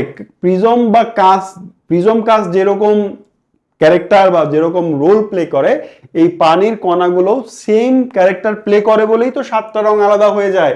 এই জন্যই তো আমরা রংধনু দেখতে পাই। তাহলে এটা মনে রাখবেন, প্রিজমের কাজ করে। পরেরটা, কোনটির বিদ্যুৎ পরিবাহিতা সবচেয়ে বেশি? সোনা, রূপা, তামা, হচ্ছে কার্বন, এই 4টা বস্তুই আপনি বিদ্যুৎ পরিবাহক হিসেবে ব্যবহার করতে পারেন। সবই এগুলো পরিবাহী। যে পদার্থের মধ্যে দিয়ে বিদ্যুৎ প্রবাহিত হতে পারে তাকে বলা হয় পরিবাহী। কিছু পদার্থ আছে যাকে বলা হয় অর্ধপরিবাহী, আর কিছু পদার্থ আছে যাকে বলা হয় অপরিবাহী। হ্যাঁ, তো পরিবাহীর মধ্যে রূপার পরিবহন ক্ষমতা, বিদ্যুৎ পরিবহন ক্ষমতা সবচেয়ে বেশি। আপনার বাসা বাড়িতে যদি, আমরা তো সাধারণত তামার তার ইউজ করি, তামার জায়গায় আপনি যদি রূপার তার ইউজ করেন তাহলে কিন্তু প্রবাহ ক্ষমতা অনেক বেশি হবে। তো আমরা তো রূপার তার ব্যবহার করি না, কারণ রূপার দাম তো অনেক বেশি তামার চেয়ে, তাই না? এই জন্য ইউজ করি না। এরপর একটা হচ্ছে, বৈদ্যুতিক পাখা ধীরে ধীরে ঘুরলে বিদ্যুৎ খরচ কম হয়, অনেক কম হয়, বেশি হয়, নাকি একই থাকে? এটি গতানুগতিক বহু আগের একটি প্রশ্ন, বহু আগে থেকে এই প্রশ্নটি চলে আসছে এবং এখনো পরীক্ষায় আসে। আসলে এতদিন আমাদের প্রযুক্তিগত যে ব্যবস্থা, এতদিন পর্যন্ত আমাদের অধিকাংশ ফ্যানেই, আপনি মনে করছেন যে রেগুলেটর কমিয়ে দিলাম, আমার ফ্যানের স্পিড তো কমে গেল এবং আমার কারেন্ট খরচ কম হচ্ছে, ব্যাপারটা তা নয়। আপনার ফ্যানের মানে কারেন্ট ঠিকই ফ্যানে কম যাচ্ছে, বাট যেই কারেন্ট মানে রেগুলেটর কিছু কারেন্ট আপনার নষ্ট করছে, এর ফলে ফ্যান কম ঘুরছে, বাট খরচটা একই হচ্ছে। আমি আসলে আপনি এটা বোঝাতে পারলাম কিনা, বর্তমানে আধুনিক কিছু প্রযুক্তি সম্পন্ন ফ্যান এসছে যেগুলাতে ধীরে ঘুরলে কারেন্ট খরচ কম হয় আর জোরে ঘুরলে কারেন্ট খরচ বেশি হয়।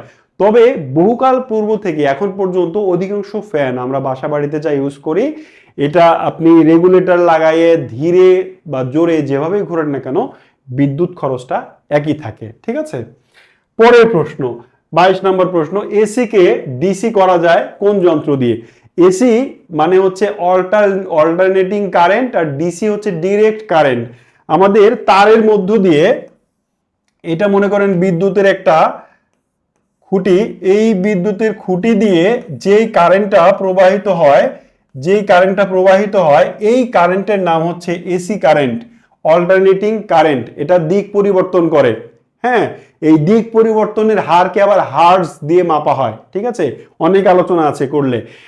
আর ডিভাইসের মধ্যে যে কারেন্ট থাকে সেটার নাম হচ্ছে ডিসি কারেন্ট। আপনার ফোনের মধ্যে চার্জ আছে না, চার্জ দিয়ে তো ফোন চলছে, আপনি ল্যাপটপ কম্পিউটার চালাচ্ছেন, আপনি টেলিভিশন চালাচ্ছেন, এর কারেন্টের মাধ্যমে চলছে না, কারেন্টের মাধ্যমে চলছে। তো এই আপনার ডিভাইসের ভেতরে যে কারেন্টটা আছে ওইটা হচ্ছে ডিসি, আর ডিভাইসের বাইরে যে কারেন্টটা আছে ওইটা হচ্ছে এসি। এবার আপনার এসি কারেন্ট ডিভাইসে চলবে না, এই এসি কারেন্টকে ডিভাইসে ব্যবহার করতে হলে অবশ্যই তাকে ডিসি কারেন্টে পরিবর্তন করতে হয়। এই পরিবর্তন করার যন্ত্রের নাম হচ্ছে রেকটিফায়ার। ঠিক আছে, এটাই প্রশ্ন। আপনার ফোন চার্জে দিয়েছেন, এসি কারেন্ট নিচ্ছে, তারপরে এইটা ডিসি কারেন্টে রূপান্তর হয়ে আপনার ফোনের মধ্যে ইনস্টল হচ্ছে। ওইটা যেই যন্ত্রটা এই চেঞ্জের কাজটা করছে ওর নাম হচ্ছে রেকটিফায়ার। পরেরটা, অপটিক্যাল ফাইবার কি? অপটিক্যাল ফাইবার বর্তমান তথ্য প্রযুক্তির যুগে খুবই ইম্পর্টেন্ট একটা টপিক। অপটিক্যাল ফাইবার ট্রানজিস্টর নয়, ট্রানজিস্টর অনেকে উত্তর দিয়েছেন। ট্রানজিস্টর বিবর্ধক, ট্রানজিস্টরের নাম ট্রানজিস্টর, অ্যাম্পলিফায়ার, এগুলো বিবর্ধকের কাজ করে, ঠিক আছে, বাড়ায়, ওটা রেকটিফায়ার। আচ্ছা, অপটিক্যাল ফাইবার হচ্ছে সরু কাচের তন্তু।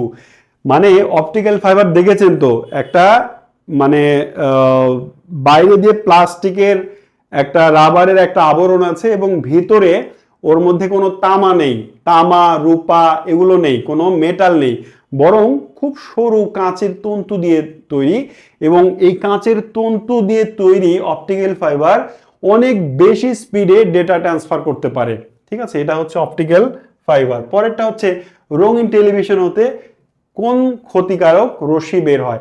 আমরা যখন রঙিন টেলিভিশন দেখি, আমরা যখন স্ক্রিনে কম্পিউটারে চোখ রাখি, আমাদের যখন ফোনে চোখ রাখি, তখন এই ডিভাইসগুলো থেকে এক ধরনের ক্ষতিকারক রশ্মি বের হয়।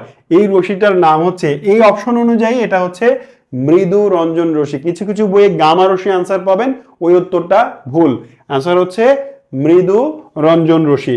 পরের প্রশ্ন, পারমাণবিক চুল্লিতে তাপ পরিবাহক হিসেবে কোন ধাতু ব্যবহার করা হয়। এই যে আমাদের বাংলাদেশের রূপপুর পারমাণবিক কেন্দ্র হলো, এখানে যে কুলিং টাওয়ার এবং চুল্লি আছে, দেখেছেন যে চুল্লিগুলো আছে যেখানে পরমাণুর ফিশন এগুলো হবে, এই চুল্লির ওয়ালগুলো তৈরি করা হয় গ্রাফাইট দিয়ে। চুল্লির যে ওয়াল, এটা তৈরি হয় গ্রাফাইট দিয়ে, বাট এটার তাপ পরিবাহক হিসেবে যেই পদার্থটা ব্যবহার করা হয় সেটা হচ্ছে সোডিয়াম। সোডিয়াম মানে তাপ পরিবাহক হিসেবে কাজ করে, ঠিক আছে। এত ডিটেইল আমি না বোঝাই তাহলে হয়তো অন্যগুলো ভুলে যেতে পারেন। তো স্বাভাবিকভাবে মনে রাখেন যে যে কুলিং টাওয়ার বা যে চুল্লি আছে পারমাণবিক, এই চুল্লির ওয়ালগুলো তৈরি হয় গ্রাফাইট দিয়ে। গ্রাফাইট হচ্ছে কার্বনের একটা রূপ, আর তাপ পরিবাহক হিসেবে এখানে ব্যবহার করা হয় সোডিয়াম। পরের প্রশ্নে যাই, কোনটি নবায়নযোগ্য শক্তি। মানে নবায়ন মানে কি? নবায়ন মানে বারবার ব্যবহার করা যায়, পুনরায়, বা আমি সহজে বলি বারবার ব্যবহার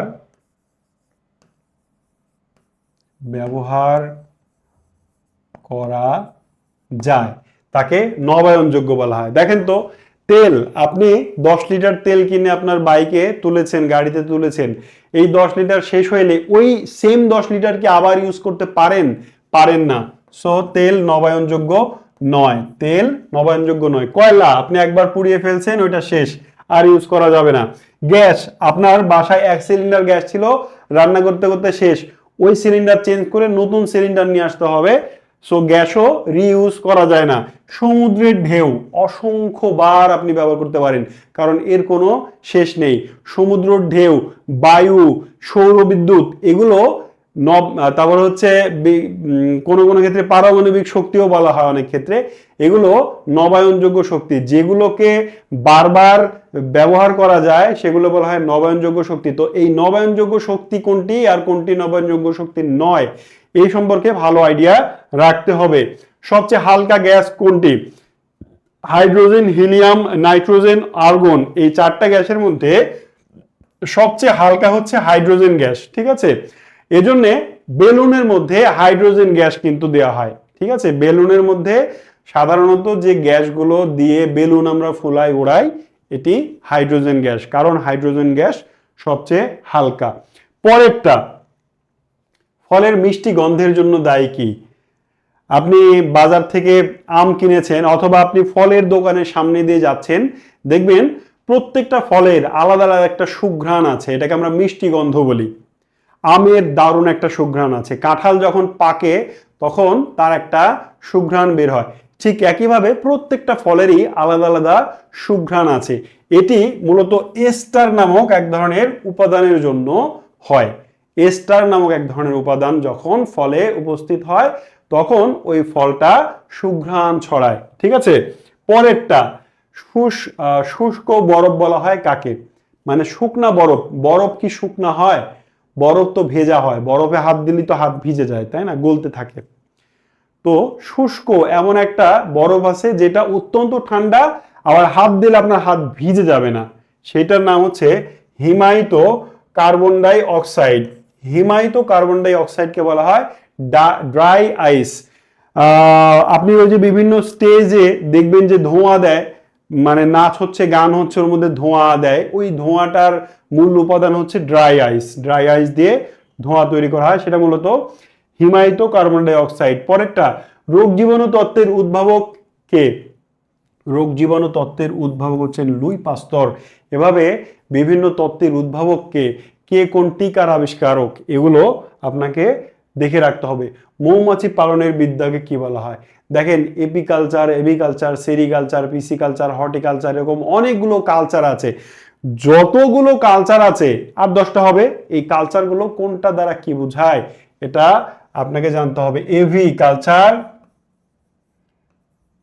পাখি পালন, পাখি পালন বিদ্যাকে এভিকালচার বলা হয়।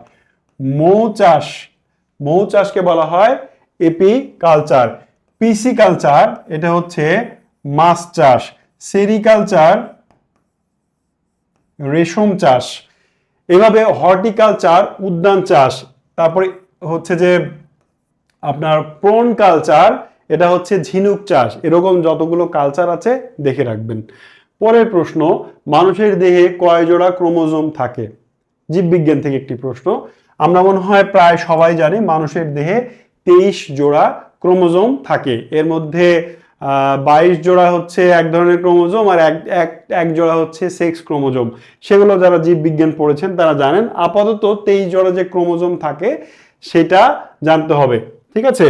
পরেরটা হচ্ছে, এভাবে জানবেন যে মানুষের দেহে কতগুলো হাড় আছে। সবচেয়ে ছোট হাড় কোনটি? মানব দেহের দীর্ঘতম অঙ্গ বা দীর্ঘতম কোষ কোনটি? এই বিষয়গুলো, দেহ সম্পর্কে যে বিষয়গুলো আছে, রক্ত সম্পর্কে যে বিষয়গুলো আছে, সেগুলো একটু জানবেন। রক্তে হিমোগ্লোবিনের কি বলে যে লোহিত কণিকার পরিমাণ কত, শ্বেত কণিকার পরিমাণ কত, লোহিত কণিকা রক্তে কি কাজ করে, রক্তের শ্বেত কণিকা কি কাজ করে, এই জিনিসগুলো একটু ভালো করে প্রিপারেশন রাখবেন। কোনটি ভাইরাস জনিত রোগ নয়? এইডস রোগ হয় এইচআইভি ভাইরাসের কারণে, জলাতঙ্ক রোগ হয় র্যাবিস ভাইরাসের কারণে, পোলিও রোগ হয় ভাইরাসের কারণে। তার মানে এই তিনটি ভাইরাস জনিত রোগ। বা ডিপথেরিয়া, এটি ব্যাকটেরিয়া জনিত রোগ। ডিপথেরিয়া কি জনিত রোগ? ব্যাকটেরিয়ার কারণে, ব্যাকটেরিয়ার আক্রমণে ডিপথেরিয়া হয়। বাকি তিনটা রোগ হয় ভাইরাসের কারণে। তো এভাবে আপনাকে এই জায়গাটা মুখস্থ করে রাখতে হবে, কোনটি ভাইরাস জনিত রোগ আর কোনটি ব্যাকটেরিয়া জনিত রোগ। আমাদের শরীরে যে রোগগুলো হয় সেগুলো সাধারণত দুইটি প্রক্রিয়ায় হয়, একটি ব্যাকটেরিয়ার আক্রমণে হয় আর একটি ভাইরাসের আক্রমণে হয়। তো কোন রোগগুলো ভাইরাসের আক্রমণে হয় আর কোন রোগগুলো ব্যাকটেরিয়ার আক্রমণে হয়, আবার কোন ভাইরাসের আক্রমণে কোন রোগ হয়। যেমন এইডস রোগের ভাইরাসের নাম কি? যেমন জলাতঙ্ক, এই রোগের ভাইরাসের নাম কি? Rabies virus. পোলিও রোগ কোন ভাইরাসের কারণে হয়? এরকম কিছু ভাইরাসের নাম আপনাকে জানতে হবে, ঠিক আছে? আবার মশার কামড়ে রোগ হয়, কোন মশার কামড়ে কি রোগ হয় এটিও জানতে হবে। কোন ভিটামিনের অভাবে শরীরে কি রোগ হয়, কোন ভিটামিনের অভাব হইলে কি হয় সেটিও জানতে হবে। পরের প্রশ্ন, কোনটি ক্লোরোফিল বিহীন উদ্ভিদ? আমরা জানি উদ্ভিদ সবুজ হয় সাধারণত ক্লোরোফিলের কারণে। ক্লোরোফিল নামক এক ধরনের রঞ্জক পদার্থের কারণে উদ্ভিদ সবুজ রং ধারণ করে, উদ্ভিদের পাতা। বাট কিছু উদ্ভিদ আছে যেগুলোতে ক্লোরোফিল নেই এবং সেগুলো দেখতে সাদা। ব্যাঙের ছাতা সবাই দেখেছেন, ব্যাঙের ছাতা কি দেখতে সবুজ দেখেছেন? কেউ দেখেন নাই, কারণ সেখানে ক্লোরোফিল নেই। তো ক্লোরোফিল বিহীন উদ্ভিদ হচ্ছে ব্যাঙের ছাতা। পরেরটি, পাউরুটি ফলানোর জন্য কোন ছত্রাক ব্যবহার করা হয়? দেখেন, আমরা মানে ব্যাকটেরিয়া এবং ছত্রাক সবই যে খারাপ, সবই যে আমাদের জন্য ক্ষতিকর, ব্যাপারটা এরকম নয়। আরেকটা প্রশ্ন আসে, আমরা প্রচুর পরিমাণে কোন ব্যাকটেরিয়া খাই, খাদ্য হিসেবে গ্রহণ করি? আমরা একটা ব্যাকটেরিয়াকে সরাসরি চামচ দিয়ে তুলে তুলে খাই, জানেন সেটা কি? একটু অ্যান্সার করেন তো। আমি বলে দিই, দই। আপনি যদি দই খেয়ে থাকেন, আপনি তাহলে প্রচুর পরিমাণে, প্রত্যেকটা চামচে প্রচুর পরিমাণে ব্যাকটেরিয়া খান আপনি। এবার আপনি যখন বাজার থেকে পাউরুটি কিনে খাচ্ছেন, ওইটা একটা ছত্রাকের মাধ্যমে ফোলানো হয়। এই ইস্ট নামক ছত্রাক না দিলে পাউরুটি ফোলে না। সো মনে রাখবেন, পাউরুটি ফলাতে ব্যবহার করা হয় ইস্ট। তারপরে হচ্ছে সালোক সংশ্লেষণ সবচেয়ে বেশি হয় কোন আলোতে? সালোক সংশ্লেষণ হচ্ছে উদ্ভিদের পাতায় বা সবুজ অংশে, পাতায় যদি না বলি সবুজ অংশ বলি তাহলে এক্সাক্ট হয়। উদ্ভিদের গাছের সবুজ যে অংশ, পাতায় তো সবচেয়ে বেশি সবুজ, তো এই সবুজ অংশে খাদ্য তৈরি হয় সালোক সংশ্লেষণ প্রক্রিয়ায়। এগুলো আপনারা প্রাইমারিতে বা হাই স্কুলে পড়েছেন। এই সালোক সংশ্লেষণ সবচেয়ে বেশি হয় লাল আলোতে। অনেক ধরনের আলো আছে, লাল, নীল, সবুজ। এর মধ্যে অনেকে সবুজ আবার অ্যান্সার করছেন। উদ্ভিদ সবচেয়ে বেশি সালোক সংশ্লেষণ করতে পারে লাল আলোতে। পরেরটা, গাছের পাতা পীত বর্ণ ধারণ করে কিসের অভাবে? গাছের যে পুষ্টি উপাদান আছে, nitrogen, oxygen, sulphur, potassium, phosphorus, তারপরে হচ্ছে এরকম যে পুষ্টি উপাদান আছে, এর মধ্যে কোনটির অভাব হলে গাছের পাতা পীত বর্ণ মানে হালকা হলুদ বর্ণ হয়ে যায়? আনসারটা হচ্ছে নাইট্রোজেন। আপনার বাড়িতে গাছ আছে, আপনি মাঠে ফসল ফলিয়েছেন, সেই ফসলটা যদি দেখেন যে হালকা হলুদ বর্ণ হয়ে যাচ্ছে, তাহলে বুঝতে হবে গাছের নাইট্রোজেনের অভাব। আর নাইট্রোজেনের অভাব পূরণ করতে আমরা যে সারটা ইউজ করি সেটার নাম কি বলেন তো? এটা আমি বলবো না। নাইট্রোজেনের অভাব পূরণে আমরা গাছে, উদ্ভিদে, ফসলে কোন সার ইউজ করি? সাদা সাদা দেখতে একটা সার, বলেই দিলাম মোটামুটি। নামটা লেখেন তো, কোন সার দিয়ে নাইট্রোজেনের অভাব পূরণ হয়? পরেরটাতে দেখি, মুক্তা কি? মুক্তা হলো ঝিনুকের প্রদাহের ফল। মুক্তা ঝিনুকের প্রদাহের ফলে ঝিনুকের ভিতরে তৈরি হয়, যেটি একটি মূল্যবান রত্ন হিসেবে আমরা ইউজ করি, তাই না? নাইট্রোজেনের অভাব কোন সার দিয়ে পূরণ করি? আমি কিন্তু কমেন্ট দেখছি, একজন লিখেছেন ইভা, প্রথমে লিখেছেন ইউরিয়া। ডিএপি লিখেছেন সুমি লিখেছেন ডিএপি। ডিএপি না, ডিএপি দিয়ে নাইট্রোজেনের অভাব পূরণ হয় না, ইউরিয়া, রাইট। যারা ইউরিয়া না, আমি তো নামও বলে দিই, ডিএপি কিন্তু সাদা দেখতে না, সবচেয়ে ধবধবে সাদা, দুধের চেয়েও বেশি সাদা যে সারটা দেখতে, সেটা হচ্ছে ইউরিয়া। ইউরিয়া নাইট্রোজেনের অভাব পূরণ করে, ঠিক আছে? আচ্ছা, পরের প্রশ্নে যাই আমরা। বাংলাদেশের একটি জীবন্ত জীবাশ্মের নাম কি? জীবাশ্ম হচ্ছে জীবদেহের ধ্বংসাবশেষ, জীবদেহের একেবারে সর্বশেষ পরিস্থিতির নাম হচ্ছে জীবাশ্ম। তো একটি জীবাশ্ম আছে আমাদের বাংলাদেশে বা পৃথিবীতে যেটি এখনো জীবন্ত, তার নাম হচ্ছে রাজ কাঁকড়া। আমাদের বাংলাদেশেও আছে, রাজ কাঁকড়াকে বলা হয় জীবন্ত জীবাশ্ম। খুব বেশি আসে এই প্রশ্ন পরীক্ষায়, মনে রাখবেন। পরেরটা হচ্ছে, কোন প্রাণীকে মরুভূমির জাহাজ বলা হয়? খুব সহজ একটা প্রশ্ন। উটকে মরুভূমির জাহাজ বলা হয়। প্রাচীনকাল থেকে শুরু করে এখন পর্যন্ত উটই হচ্ছে মরুভূমির চলাচলের প্রধান এবং নির্ভরযোগ্য মাধ্যম, ঠিক আছে? পরেরটাতে যাই আমরা, 41 নম্বর প্রশ্ন। কম্পিউটারের প্রধান প্রিন্টেড সার্কিট বোর্ডকে কি বলা হয়? আমরা আইসিটিতে চলে আসলাম, একটু কম্পিউটার নিয়ে কয়েকটা প্রশ্ন পড়ব। আপনি আইসিটি নিয়ে ভালো মাপের পড়াশোনা করবেন। আমি এখানে 5-7টা প্রশ্ন রেখেছি, কারণ একটা ক্লাসে আমি শুরুতেই বলেছি সবগুলো সাবজেক্টের যদি আমি 100 করে প্রশ্ন রাখতাম তাও 500-700 প্রশ্ন হইতো। সেগুলো আপনার পড়ারও দরকার নাই, এত সময়ও নেই। দেখেন, কম্পিউটারের প্রধান প্রিন্টেড সার্কিট বোর্ডকে কি বলা হয়? খুবই সহজ আনসার, মাদারবোর্ড। মাদারবোর্ডে কম্পিউটারের সকল ধরনের আরো অন্যান্য যন্ত্রাংশগুলো, সফটওয়্যার কি বলে যে হার্ডওয়্যারগুলো ওইখানে লাগানো থাকে, তাই না? কম্পিউটারের মূল যেই প্রিন্টেড বোর্ড তাকে তাহলে আমরা বলছি মাদার বোর্ড। পরেরটাতে যাই আমরা, কম্পিউটারের কিবোর্ডে ফাংশন কি কয়টি? কম্পিউটারের কিবোর্ড সম্পর্কে আপনার একটা ভালো আইডিয়া থাকা উচিত।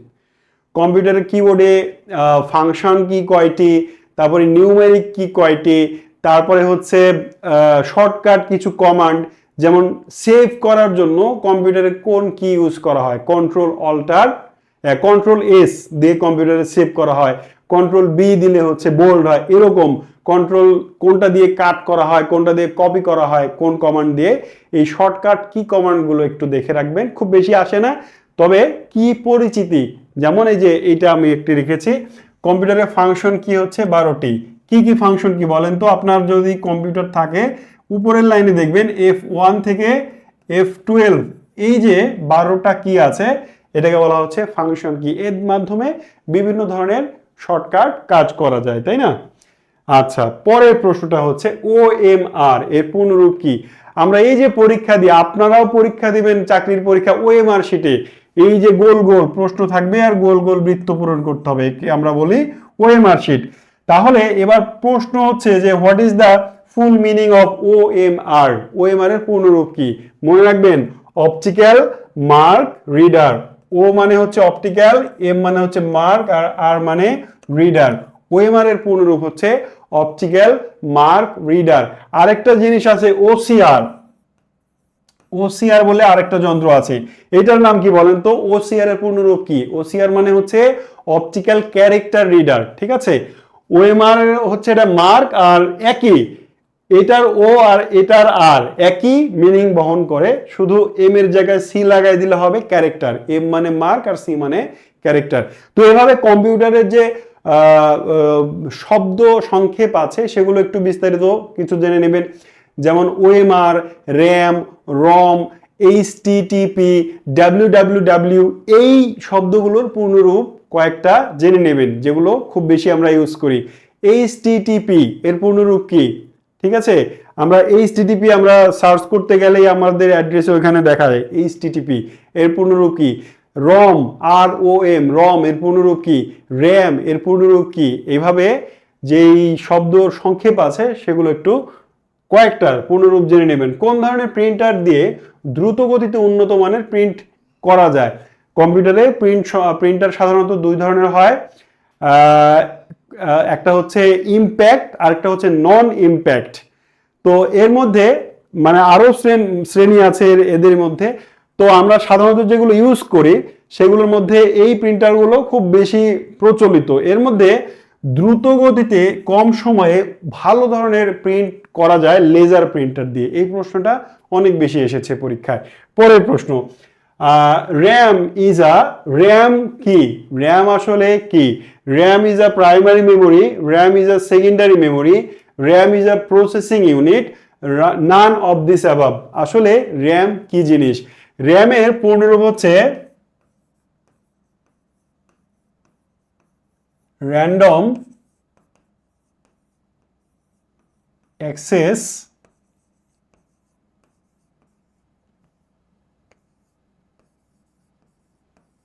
মেমোরি, তাই না? র্যামের পূর্ণরূপ কি?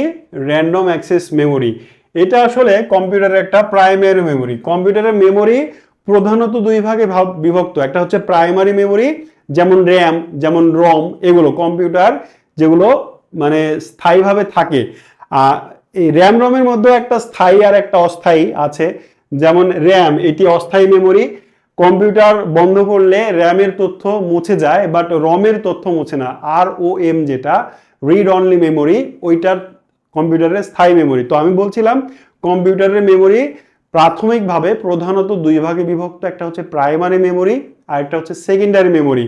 প্রাইমারি মেমোরি হচ্ছে র্যাম, রম এগুলো, আর সেকেন্ডারি মেমোরি হচ্ছে যেগুলো আপনি এক্সট্রা ভাবে লাগান, যেমন হার্ড ডিস্ক, যেমন ফ্লপি ডিস্ক, যেমন সিডি রম, তারপর পেন ড্রাইভ, এগুলো হচ্ছে সেকেন্ডারি মেমোরি। ঠিক আছে, তাহলে র্যাম কি, প্রাইমারি মেমোরি। আমি কয়েকটি নাম বললাম, এইগুলো সবগুলো কিন্তু ইম্পর্টেন্ট। কোনটা কি ধরনের মেমোরি পড়ে রাখবেন, কোনটি সেকেন্ডারি মেমোরি নয়। দেখেন এই প্রশ্নটা পুরোটা না পড়লে আপনি এই প্রশ্নের অ্যান্সার ভুল করবেন। একটু আগে এই সম্পর্কে বলছিলাম, প্রশ্ন হচ্ছে কোনটি সেকেন্ডারি মেমোরি নয়। একটু আগে বলছিলাম হার্ড ডিস্ক একটা সেকেন্ডারি মেমোরি, ফ্লপি ডিস্ক এটাও সেকেন্ডারি মেমোরি, তারপর হচ্ছে কম্প্যাক্ট ডিস্ক বা যাকে সংক্ষেপে সিডি বলা হয়, এটাও কিন্তু একটা secondary memory. But read only memory বা এর সংক্ষিপ্ত রূপ হচ্ছে আর ও এম, রম, এটা কিন্তু একটা প্রাইমারি মেমোরি। তাহলে র্যাম, রম প্রাইমারি মেমোরি, এই বাদে hard disk, floppy disk, compact disk, pen drive এগুলো সেকেন্ডারি মেমোরি। পরের প্রশ্নে যাই আমরা, ওরাকল কোন ধরনের প্রোগ্রাম? ওরাকল কি একটি ওয়ার্ড প্রসেসিং প্রোগ্রাম? কম্পিউটারে যখন আমরা ওয়ার্ড প্রসেসিং এর কাজ করি তখন কি আমরা ওরাকল ইউজ করি? আমরা কি প্রোগ্রামিং এর জন্য ওরাকল ইউজ করি? আমরা কি ডেটাবেজের জন্য ওরাকল ইউজ করি, নাকি ফটোশপের জন্য ওরাকল ইউজ করি? খুবই ইম্পর্টেন্ট কোশ্চেন। এভাবে কম্পিউটারের যে সফটওয়্যারগুলো আছে কোনটা কোন কাজে ইউজ করা হয়। কিছু ওয়ার্ড প্রসেসিং সফটওয়্যারের নাম পড়ে রাখবেন, কিছু প্রোগ্রামিং সফটওয়্যারের নাম পড়ে রাখবেন, কিছু ডেটাবেস সফটওয়্যারের নাম পড়ে রাখবেন, কিছু ফটোশপ সফটওয়্যারের নাম পড়ে রাখবেন। এরকম সফটওয়্যারগুলোর নাম আসবে। তাহলে আমাদের ওরাকল এটা একটি ডেটাবেস সফটওয়্যার। ওরাকল ছাড়াও মাই এসকিউএল, ওরাকল ছাড়াও কি আছে, মাই এসকিউএল, তারপরে হচ্ছে মাইক্রোসফট এসকিউএল, মাইক্রোসফট অ্যাক্সেস, এগুলো কিন্তু ডেটাবেস সফটওয়্যার, ডেটাবেস প্রোগ্রাম, এগুলো মনে রাখতে হবে। তাহলে কোন প্রোগ্রাম কি কাজে ইউজ করা হচ্ছে। এবার আমরা আইসিটি থেকে আরেকবার পুষ্টি বিজ্ঞানে আসব। সেটি হচ্ছে কোন ভিটামিন ক্ষতস্থান থেকে রক্ত পড়া বন্ধ করতে সাহায্য করে। আমাদের শরীরে যখন কেটে যায় তখন অনেক দ্রুত রক্ত বেরিয়ে যায়, এরপরে আমরা কিছু মানে চেপে ধরে থাকলে আস্তে আস্তে দেখা যাচ্ছে যে কোনো কিছু মানে প্রাইমারি যে ট্রিটমেন্টগুলো আছে সেগুলো দিলে বা কিছু কিছু গাছের রস লাগালে এই রক্ত পড়াটা বন্ধ হয়ে যায়। অর্থাৎ আপনার শরীরের কেটে যাওয়ার পরে আপনার মানে বাইরে থেকে যদি চিকিৎসা যা দিলেন বা না দিলেন তার চেয়েও ইম্পর্টেন্ট হচ্ছে আপনার শরীরের ভেতরে তখন একটা মানে প্রক্রিয়া শুরু হয়, একটা বিশেষ মানে প্রক্রিয়া শুরু হয় যখন এই রক্তটা বন্ধ করতে সাহায্য করে। যাই হোক, এটি ভিটামিন মূলত কাজ করে, সেটি হচ্ছে ভিটামিন কে। এত পেঁচানোর দরকার নাই। আমাদের শরীর যখন কেটে যায় তখন এই শরীরের রক্ত পড়া বন্ধ করতে সবচেয়ে বেশি হেল্প করে বা মূল কাজ করে যে ভিটামিনটা, সেটা হচ্ছে ভিটামিন কে। এইভাবে তাহলে আমি একটা ভিটামিনের উদাহরণ নিয়েছি, প্রশ্ন নিয়েছি। আপনার এবার দায়িত্ব কোন ভিটামিন আসলে কি কাজ করে। ভিটামিন এ এর অভাবে কি হয়, ভিটামিন সি এর অভাবে কি হয়, ভিটামিন বি 1 2 3 4 12 এর অভাবে কি হয়। এভাবে কোন ভিটামিনের অভাবে কি হয়, কোন ভিটামিনের অভাবজনিত রোগগুলো কি কি, সেগুলো একটু দেখে রাখবেন। পরেরটা হচ্ছে আজকের ক্লাসের শেষ প্রশ্নের আগের প্রশ্ন এটা, হ্যালির ধূমকেতু কত বছর পর পর দেখা যায়। হ্যালির ধূমকেতু নাম নিশ্চয়ই শুনেছেন। হ্যালির ধূমকেতু দেখা যায় 76 বছর পর পর।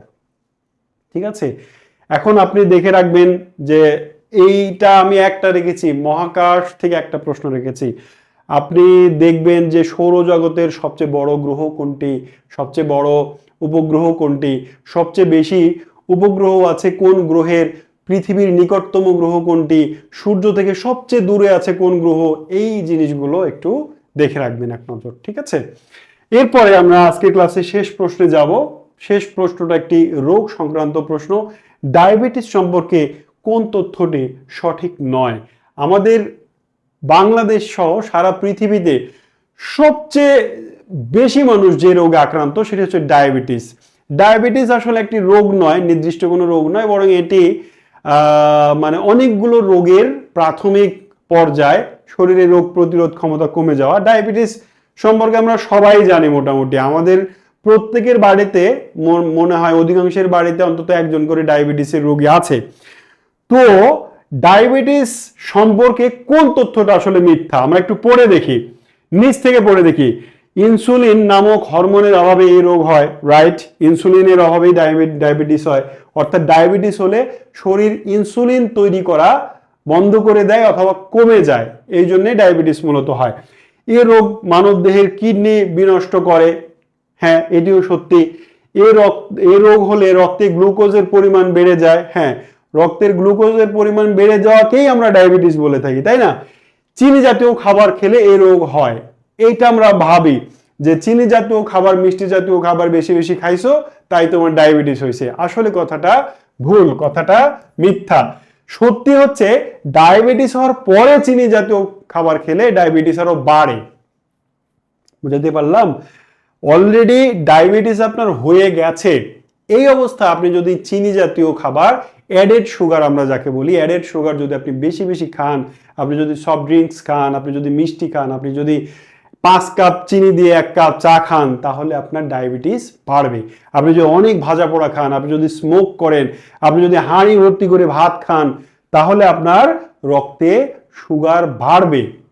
কিন্তু আপনি সুস্থ স্বাভাবিক মানুষ, অনেক বেশি মিষ্টি খাচ্ছেন, অনেক বেশি মানে অ্যাডেড সুগার খাচ্ছেন, আপনার তখন ডায়াবেটিস হবে ওইটার কারণে এই তথ্যটা ভুল, এটাই আসলে বলা হচ্ছে। আশা করি বোঝাতে পেরেছি। আজকের ক্লাসে আমি সর্বোচ্চ চেষ্টা করেছি এই 50টি প্রশ্নের মাধ্যমে আপনাকে আরো অনেকগুলো প্রশ্নের হিন্টস দেয়া, ক্লু দেয়া। আমি চেষ্টা করেছি আপনারা যারা বিজ্ঞানের স্টুডেন্ট নয় তাদের সহজ ভাষায় বিজ্ঞানের এই প্রশ্নগুলো সম্পর্কে একটু ধারণা দেয়া। জানি না কতটুকু সফল হয়েছি।